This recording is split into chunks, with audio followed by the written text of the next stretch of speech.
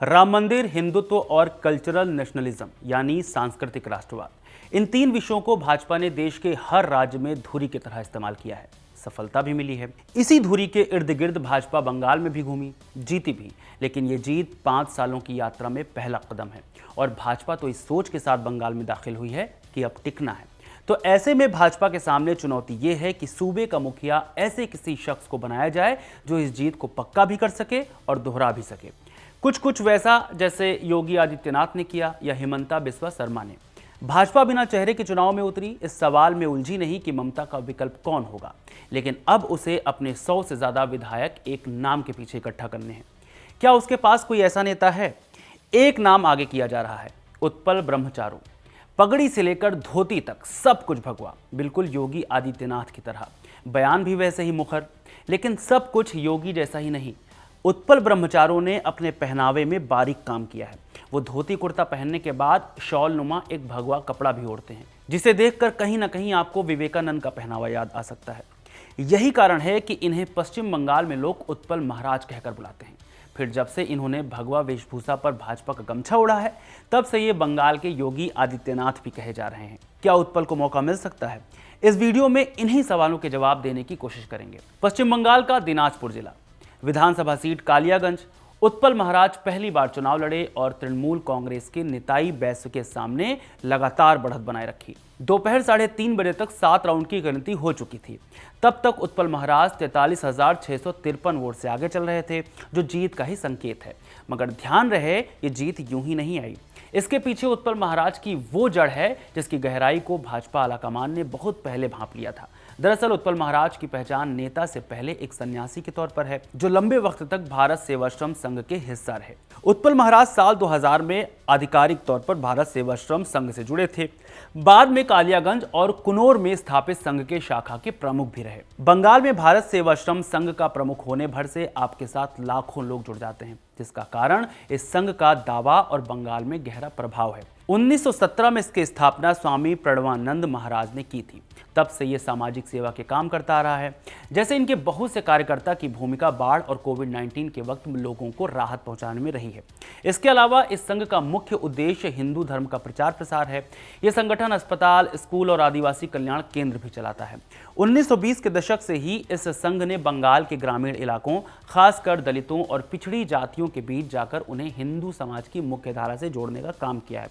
आज पूरे भारत में इसके आश्रमों और केंद्रों का एक बड़ा नेटवर्क है। ये कुंभ मेला और अमरनाथ यात्रा जैसे बड़े आयोजनों में भी लाखों तीर्थयात्रियों की सेवा करते हैं। कहने का अर्थ यह है कि बंगाल में इस संघ को मानने वाले लाखों करोड़ों लोग हैं।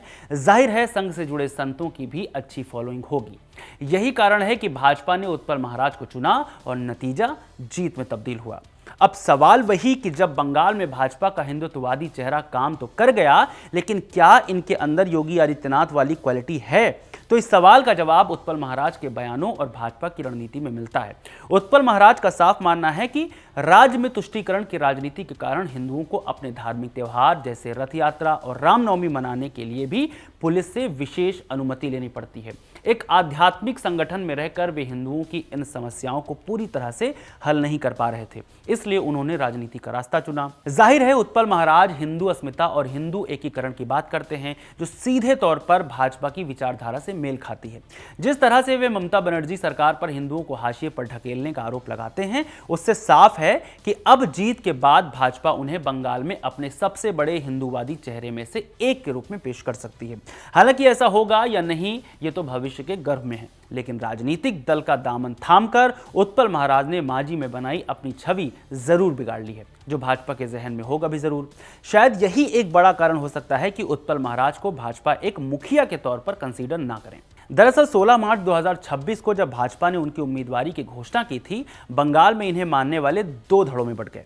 एक तरफ जहां भाजपा कार्यकर्ता उत्साहित थे, वहीं उनके संगठन भारत सेवाश्रम संघ ने इस पर सख्त रुख अपनाया। जैसे ही उनके चुनाव लड़ने की खबर आई, भारत सेवाश्रम संघ की गवर्निंग बॉडी की एक इमरजेंसी बैठक बुलाई गई।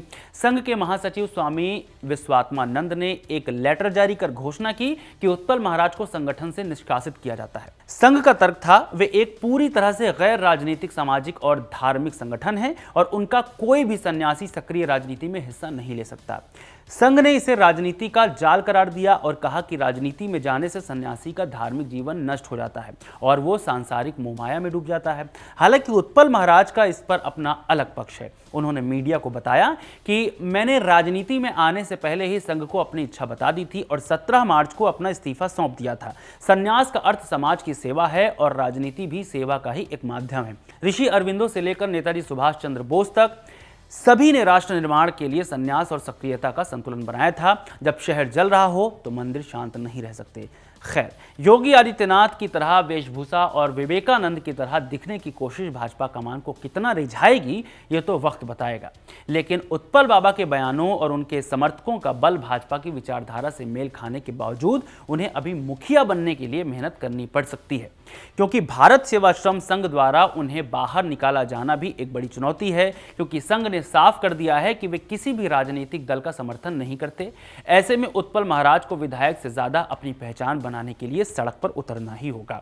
हालांकि उत्पल महाराज के पास एक मजबूत पक्ष यह जरूर है कि टीएमसी से भाजपा में शामिल हुए शुभेंदु अधिकारी अपनी सीट पर हार गए हैं।